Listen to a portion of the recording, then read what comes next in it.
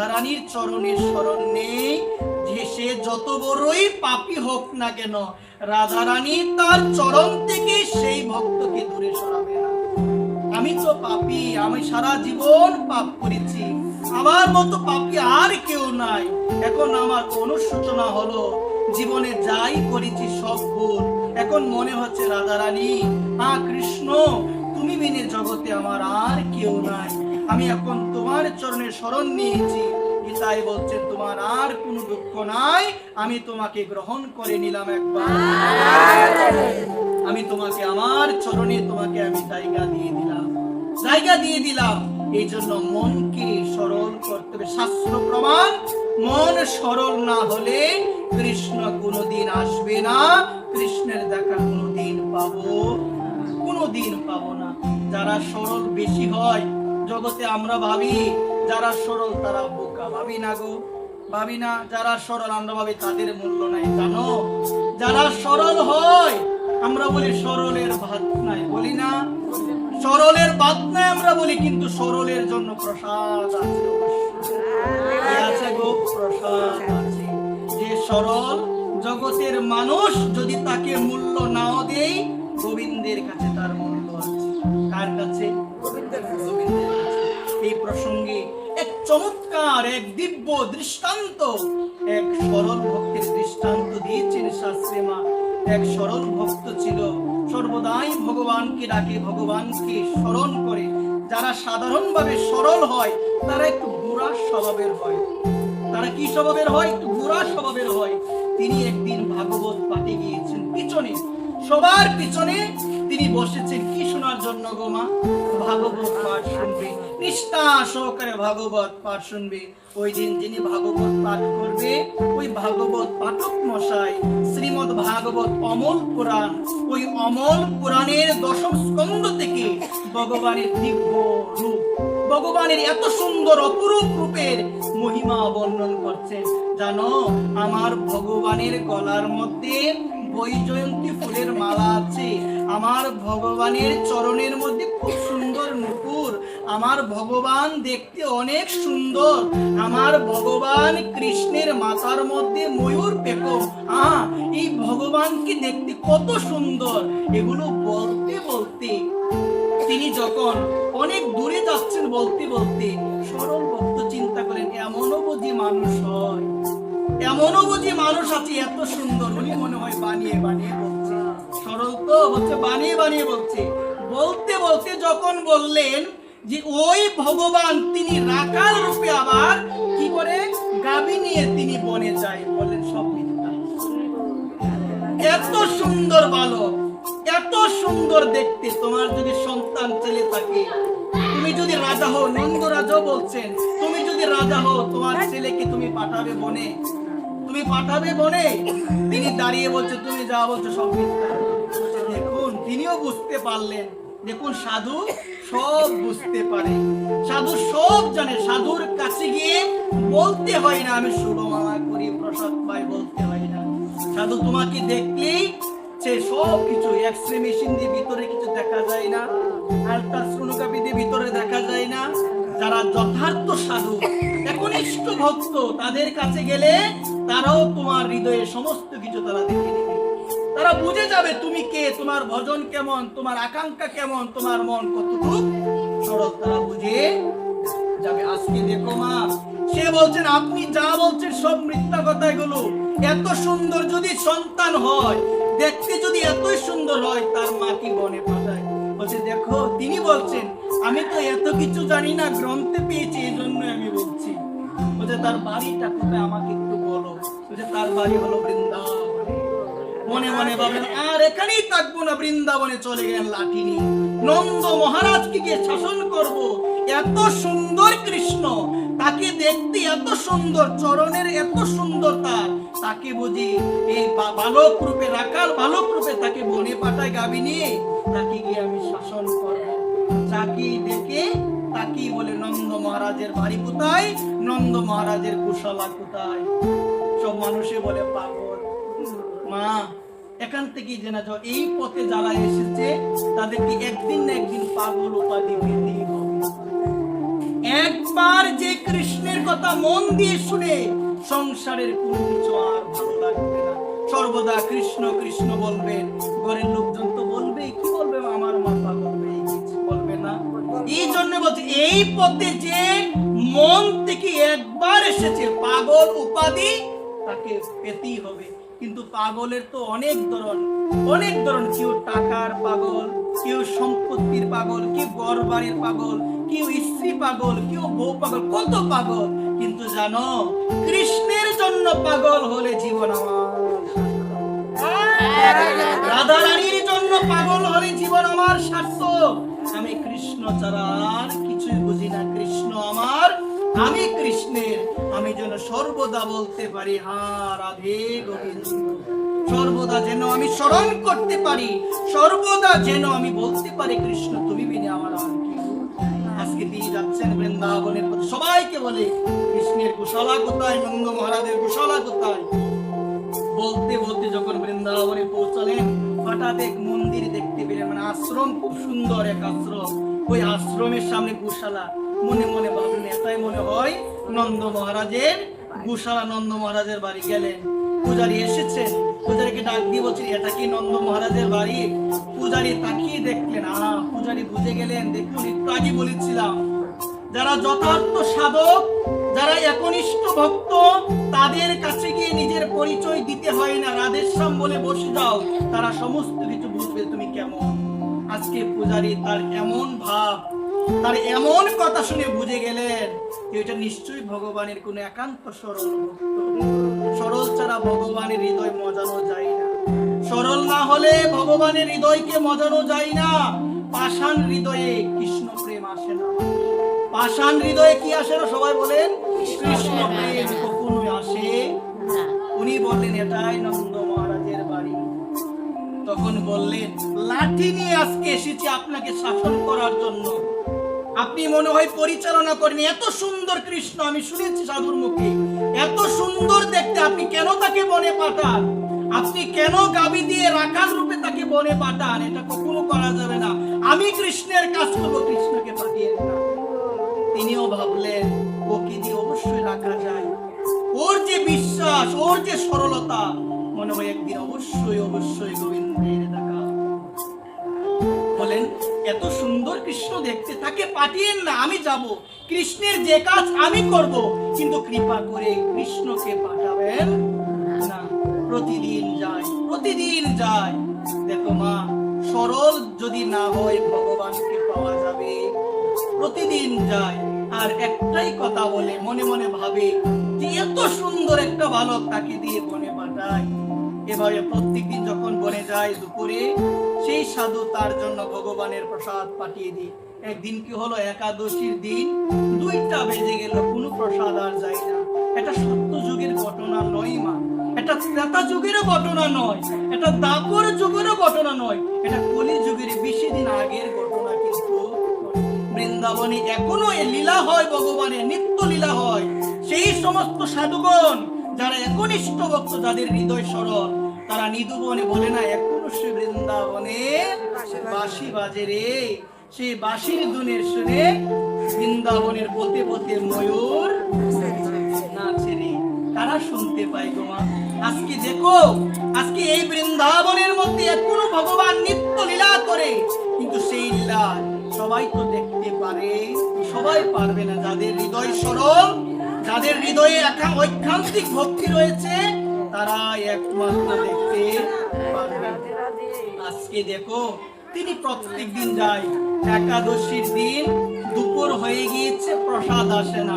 উনি ক্ষুধার্ত হয়ে গিয়েছেন, মনে মনে বলছে, আর পারছি না। আজকে কি হলো সাধুর? আমার জন্য একটু প্রসাদ পাঠাই না, আমার জন্য একটু প্রসাদ দিচ্ছেন, আমি তো আর থাকতে পারছি না।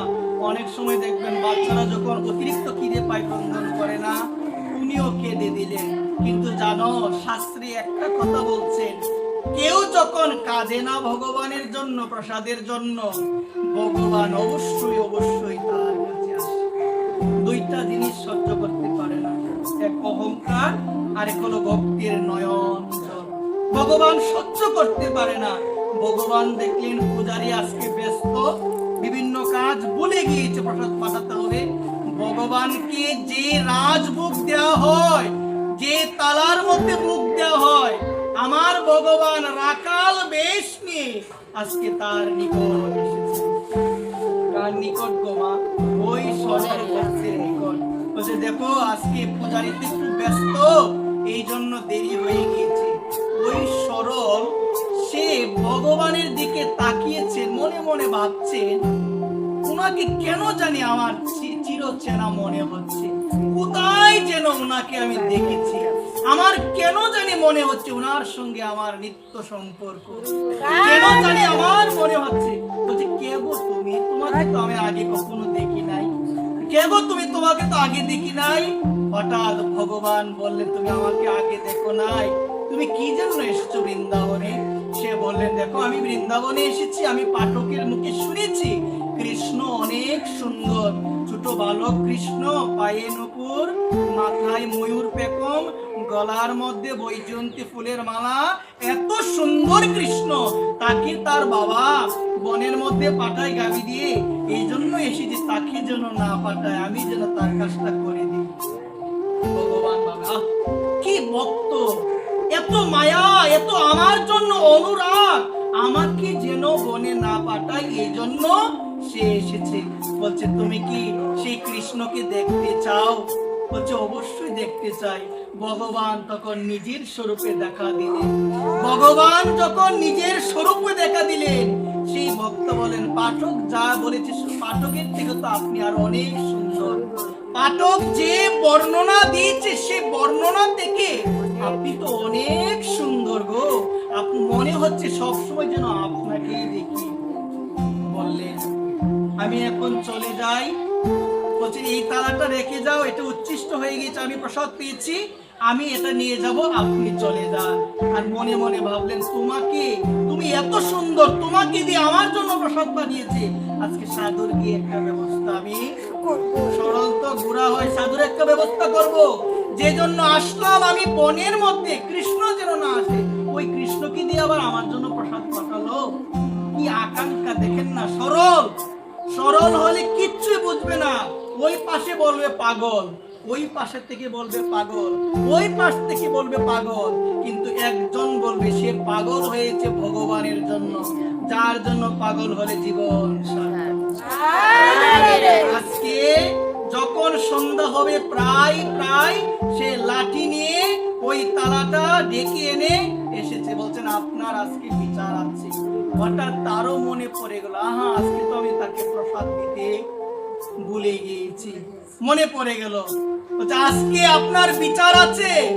তিনি আর না বলে বলে কি বিচার? তিনি বলেন কি বিচার? বলছেন যে আমি যে জন্য বৃন্দাবনে এসেছি, কৃষ্ণ যেন রাখাল রূপে না যায় বনের মধ্যে গাভী নিয়ে, এই জন্য আমি কৃষ্ণের কাজ করছি। আপনি কেন আমার জন্য কৃষ্ণকে দিয়ে প্রসাদ পাঠাবেন? বলছে সে আর কি বলছে, কি বলছে? যখনই তালাটা বের করলো, দেখতে পেল যে তালার মধ্যে দুপুর বেলায় কৃষ্ণকে রাজভোগ দিয়েছে, সেই তালা তার কাছে। দৌড়ে গেল মন্দিরে, মন্দিরের দরজা খুলে দেখে যে তালার মধ্যে ভগবানকে রাজভোগ দিয়েছে, সেই তালা নাই, সেই তালা আর নাই। সঙ্গে সঙ্গে এসে ভগবানের চরণে না পড়ে পড়ে গিয়েছে। কার চরণে গো মা? বলো না, সাধুর চরণে, সরল ভক্তের চরণে। তোমার দ্বারা ভগবত দর্শন সম্ভব, তুমি আমার মতো অধমকে তুমি কৃপা করো। সে বুঝে গেল, সে ভাবলো যার দ্বারা ভগবত দর্শন হয় তার তো এই কাজ নয়, তার এই কাজ নয়, তাকে আরেক মন্দিরে দিয়ে আসতে হবে। নিয়ে গেলেন বাকি বিহারী মন্দির। নাম শুনেছেন? বলেন না কি মন্দির? বাকি বিহারী মন্দির। বৃন্দাবনে যদি যাওয়ার সৌভাগ্য হয় বাকি বিহারী মন্দিরে যাবেন। বাকি বিহারী মন্দিরে পূজারীর কাছে গেলেন, পূজারীর কাছে গিয়ে বললেন ওকে আপনার কাছে রেখে দেন, ওর ভগবত দর্শন হয়েছে, ওকে, ও আমার কাছে এতদিন থাকতো, ওকে দিয়ে আমি পাঠাতাম, কোথায় পাঠাতাম গো? বনের মধ্যে, ওকে আপনার কাছে রেখে দিন। চিন্তা করলো ওকে কি কাজ দেওয়া যায়? হ্যাঁ একটা কাজ আছে, সেই কাজটা কি গো? মন্দিরের দারোয়ান। বললেন দেখো তোমাকে বলছি, যখন রাত্রিবেলায় সন্ধ্যা আরতি হয়ে যাবে, সন্ধ্যা আরতির পরে কেউ যেন মন্দিরে প্রবেশ না করে, কেউ যেন মন্দির থেকে না বের হতে পারে, কেউ যেন মন্দির থেকে না বের হতে পারে। কাকে বলে দিল? সেই সরল ভক্তকে বলে দিল।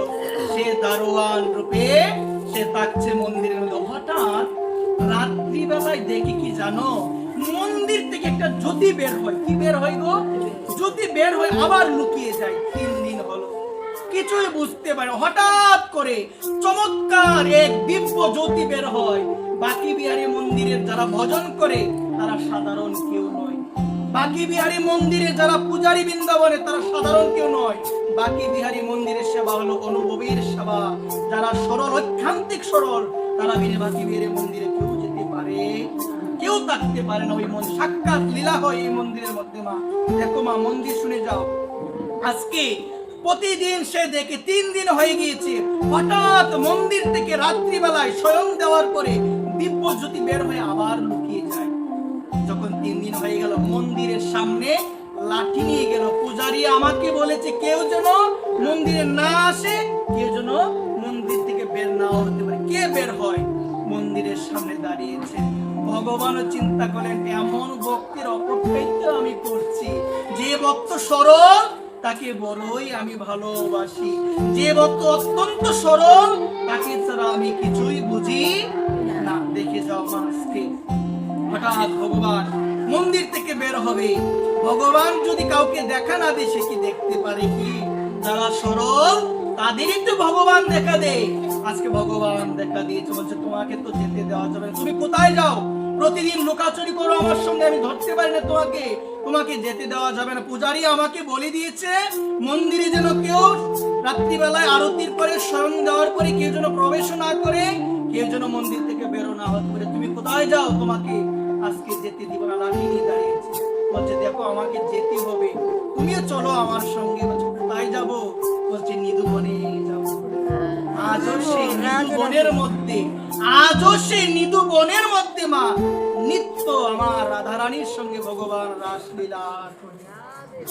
আর সঙ্গে গো রাধারানীর সঙ্গে নিত্য রাসলীলা করে। আজকে সে গেল ভগবানের পিছন পিছন। হঠাৎ যাওয়ার পরে ভগবান বলছে আর তো তুমি প্রবেশ করতে পারবে। ভগবান প্রবেশ করলো। দূর থেকে দেখলো এক চমৎকার এক কিশোরী, এত সুন্দর রূপ। এত বিশ্ব ব্রহ্মাণ্ডের সমস্ত নারীকে যদি একত্রিত করা হয়, বিশ্ব ব্রহ্মাণ্ডের যত ধরনের ব্রহ্মাণ্ড রয়েছে সমস্ত নারীকে একত্রিত করলেও তার এক বিন্দু পরিমাণে রূপের মাত্র হবে না। তিনি হলো আমার করুণাময়ী রাধা। এক কিশোরীর সঙ্গে চলে গিয়েছে। আজকে দেখো মা, ভগবান ওই রাসলীলার মধ্যে অংশগ্রহণ করে ভগবান মধুর মধুর বংশীর ধ্বনি করে। ভগবান নিজেই সেই বংশীর ধ্বনি শোনাচ্ছে। কাকে শোনাচ্ছে? ওই সরল ভক্তকে। আজকে রাস করতে করতে কি লীলা দেখো। ভগবান এত যাবৎ রাসলীলা করে কখনো তো চরণ থেকে নুপুর খুলে পড়ে না, কখনো পড়ে না। কিন্তু ভগবান যখন কাউকে কৃপা করবে, হয়তোবা বৈজয়ন্তী ফুলের মালা রেখে দিবে, হয়তোবা চরণের নুপুর খুলে পড়ে যাবে। ভগবান নিত্য করতে করতে ভগবানের চরণের নুপুর ভগবানের গলায়, ফুলের মালার নাম কি? বৈজয়ন্তী ফুলের মালা খুলে পড়লো। সে চিন্তা করলো কৃষ্ণের মালা খুলে গিয়েছে, আমি সেটাকে কুড়িয়ে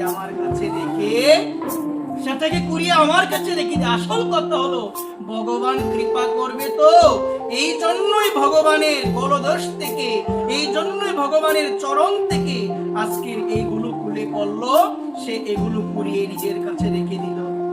এদিকে রাত শেষ হয়েছে, আবার মন্দিরে প্রবেশ। একদম ব্রহ্ম মুহূর্তের ঠিক আগের সময়, একটু অল্প আগের সময় হঠাৎ ব্রাহ্ম মুহূর্তে মন্দিরে আরতি হয় না, মঙ্গল আরতি। পূজারী প্রবেশ করবে। আজকে দারোয়ান সরল ভক্ত বলছেন এখন তো আরতি করতে পারবেন না, তো একটা চর মেরে তোমার সমস্ত দাঁত ফেলে দেবো। তুমি কি বলছো আমাকে আরতি করতে পারবো না? তোমাকে বলি এই জন্য আমি রেখেছি। বলছেন এখন যতই বলেন যেতে দিব না। একটু আগে শুধু প্রবেশ করেছি, একটু ঘুমাক না আমার গোপাল, একটু ঘুমাক না, একটু আগে প্রবেশ করেছে। এখনো যদি মঙ্গল আরতি করে তাকে জাগিয়ে দাও, তার তো ঘুমার হবে, ঘুমার হবে না। কিন্তু সে শুনলো না তার কথা। মন্দির খুলে দেখে ভগবানের গলার বৈজয়ন্তী ফুলের মালা নাই, মন্দির খুলে দেখে ভগবানের চরণের নুপুর নাই, অবাক হয়ে গেল, কি হয়েছে? সঙ্গে সঙ্গে তার কাছে আসলো, মনে পড়লো ওই যে সাধু বলেছিল তার ভগবত দর্শন হয়েছে। তার কাছে এসে বললো, আমাকে সব বলো, কি হয়েছে? সমস্ত ঘটনা খুলে বললেন। আজও মৃদু বনের মধ্যে আমার ভগবান রাস করে, জানো আমি না দেখেছি ভগবান কার সঙ্গে যেন, অত্যন্ত সুন্দর এক কিশোরীর সঙ্গে ভগবান রাস করে। কিন্তু রাসের সময় নৃত্য করতে গিয়ে আমার ভগবানের চরণের নূপুর, আমার ভগবানের গলার গলদোষে যে বৈজয়ন্তী ফুলের মালা থাকে, ওই মালাটা খুলে পড়ে গেছে। আমি নিয়ে এসে দেখো দেখো আমার কাছে আছে। অবাক হয়ে গেল, চরণে পড়ে বলছেন, তোমার হয়েছে। এতদিন ধরে বৃন্দাবনে পড়ে রইলাম, ব্রজে পড়ে রইলাম, কিন্তু আমার এই সৌভাগ্য হয় সেদিন থেকে বৃন্দাবনের ওই বাকি বিহারী মন্দিরের মঙ্গল আরতি আর হয় শুধুমাত্র একটা দিন হয়। কোন দিন? জন্মাষ্টমী দিন। এখনো হয় না মা। সেদিন থেকে এই যে বুড়ে মঙ্গল আরতি হয় এখন পর্যন্ত, আরো যতদিন বিশ্ব ব্রহ্মাণ্ড থাকবে বাকি বিহারীর মন্দিরের মধ্যে পূর্ববেলায় আরতি হয় শুধুমাত্র এই জন্মাষ্টমীর দিন। এমনিতে গ্রীষ্মকালে 8টা বাজে, শীতের দিনে 9টা বাজে।